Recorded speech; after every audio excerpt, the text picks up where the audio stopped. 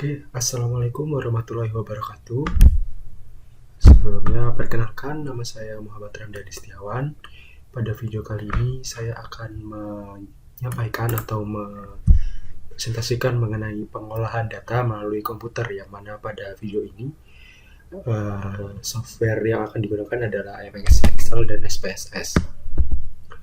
Adapun sebelum menuju pengolahan data tersebut, sedikit kita intermezzo terkait sistem pengolahan data, di mana sistemnya terdapat 3 fase, yaitu ada input, processor, dan output. Adapun dari awal itu input membutuhkan data. Data sendiri adalah kumpulan kejadian yang diangkat dari suatu kenyataan.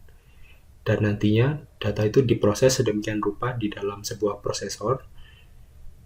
Baik nanti di prosesor ini contohnya nanti akan diterapkan pada program komputer.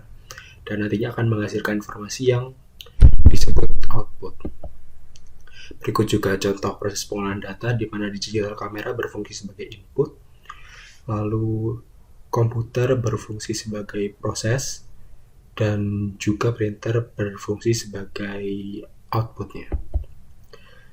Dan berikut untuk dua software yang akan digunakan, yaitu software Microsoft Excel dan SPSS. Sedikit kita mengetahui tentang Microsoft Excel.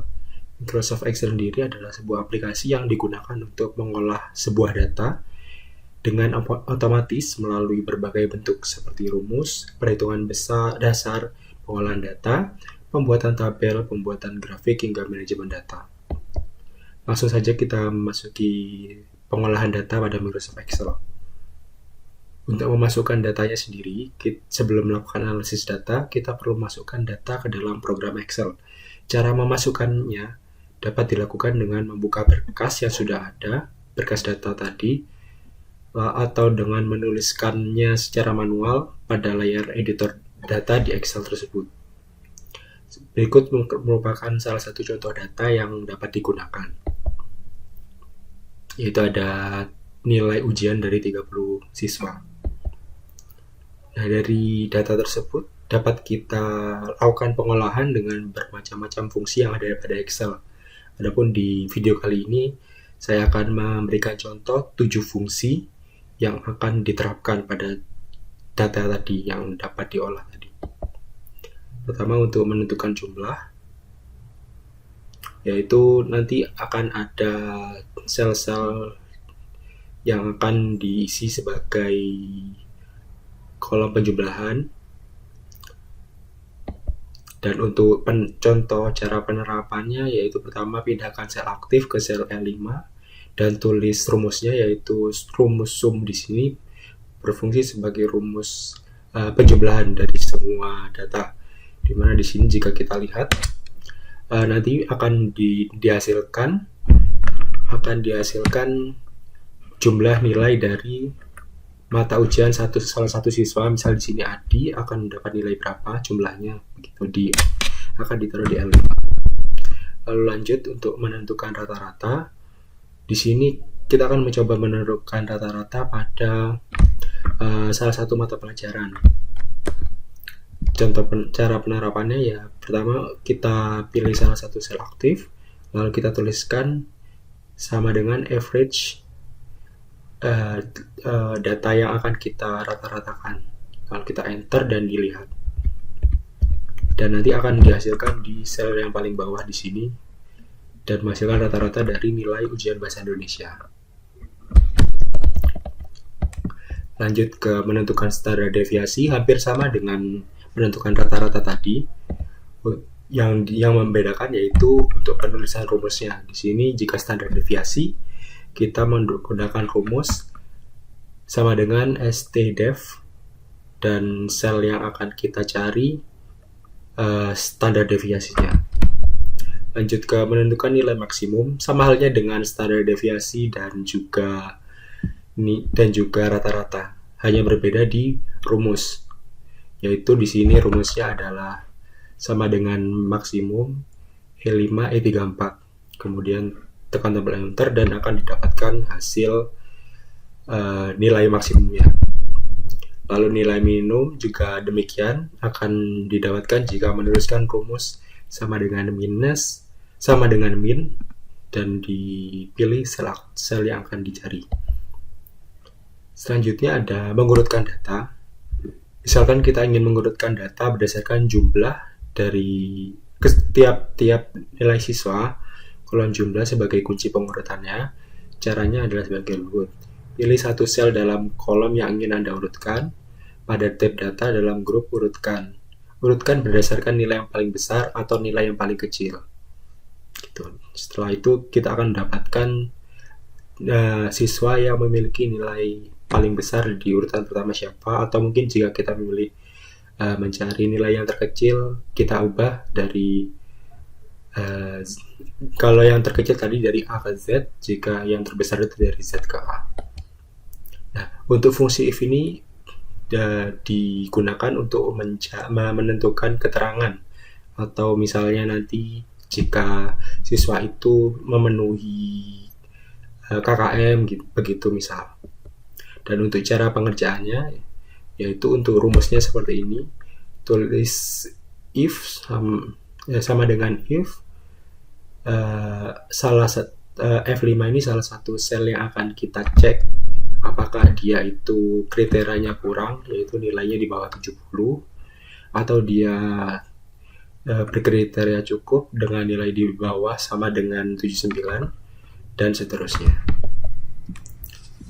Untuk contoh penerapannya, nah di sini saya akan coba menerapkan, di mana kita coba menjumlahkan nilai dari Adi. Kita tulis sum, kita pilih seluruh nilainya Adi.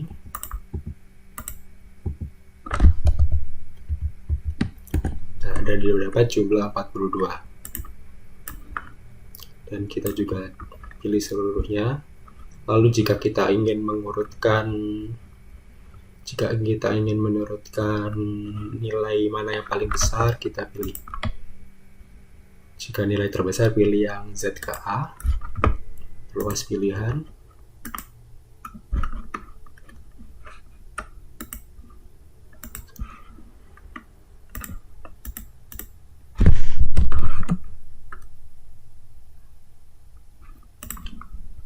Seperti itu.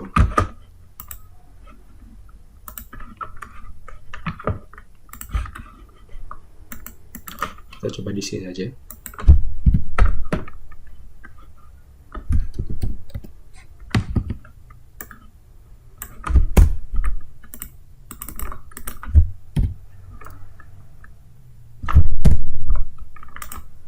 Oke, kita coba apabila diurutkan. Nah, di sini ternyata Vina memiliki nilai jumlah yang paling banyak gitu. Lalu untuk rata-rata juga sama. Kita tadi untuk rata-rata average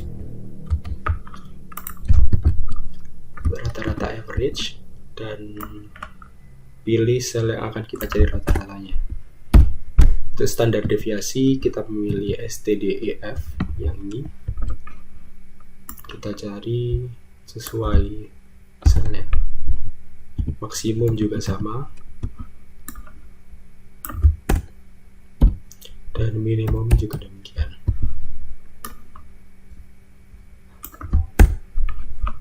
Lalu untuk fungsi if seperti ini tadi, kita masukkan nilainya dengan beberapa kriteria sebagai berikut, dan akan didapat nilai cukup. Bagaimana dengan yang lain? Kita lihat di sini. Sama dengan acuan nilainya pada salah satu mata pelajaran di salah seorang siswa gitu. Oke, mungkin untuk penerapan pengolahan data pada statistik pada Microsoft Excel cukup sekian. Lanjut ke pengolahan data pada IBM SPS Statistik. Sedikit mengenal IBM SPS Statistik. SPS adalah aplikasi yang digunakan untuk melakukan analisis statistika tingkat lanjut, analisis data dengan algoritma machine learning, analisis string, serta analisis big data yang dapat diintegrasikan untuk membangun platform data analisis. SPSS adalah kependekan dari Statistical Package for the Social Science. Berikut adalah pengolahan datanya. Untuk memasukkan datanya, sebelum melakukan analisis data, kita perlu memasukkan data ke dalam SPSS. Bisa menuliskan secara manual, atau jika kita sudah mempunyai berkas data, tinggal kita masukkan, entah itu tadi file Excel-nya atau bagaimana gitu. Kita ambil contoh nilai yang tadi juga, data nilai siswa yang tadi, seperti ini dimasukkan. Di sini ada dua spreadsheet ya. Di sini ada variable view dan data view. Sebelum kita ke data view, kita harus mengatur variable view-nya. Dimana di sini name sebagai acuan di atasnya jika kita memanage data view, dan di sini type-nya untuk string ini ketika data itu adalah tulisan, jika numeric ini data itu bersifat angka. Dapat seperti ini. Dan untuk mengolah datanya, dari data yang sudah ada tersebut, kita dapat mulai mengolah data berdasarkan pada fitur yang ada pada program SPSS. Pertama, kita pilih tab Analyze pada SPSS itu, lalu tekan Descriptive Statistic dan pilih frekuensi. Seperti ini, di atas itu ada pilihan Analyze, lalu dipilih Descriptive Statistic dan dihasilkan frekuensi. Dan kita pilih frekuensi. Untuk mengolah datanya, setelah kita menekan pilihan tadi, kita akan dihadapkan pada pengisian frekuensi, di mana di sini kita cari variabelnya adalah nilai-nilai yang didapat oleh semua siswa. Setelah itu kita inputkan ke dalam tulisan variables. Jangan lupa kita pilih statistiknya, di mana kita di sini mencari kuartil, standar deviasi, nilai varians, nilai range, nilai maksimum dan minimum, nilai mean, median, mode dan sum, dan skewness serta kurtosisnya. Dan hasilnya didapat pada luaran output ini, dimana di sini ada terlihat masing-masing datanya secara langsung. Cukup sekian yang dapat saya sampaikan terkait pengolahan data melalui komputer. Apabila ada salah kata, saya mohon maaf. Kurang lebihnya, wassalamualaikum warahmatullahi wabarakatuh. Terima kasih.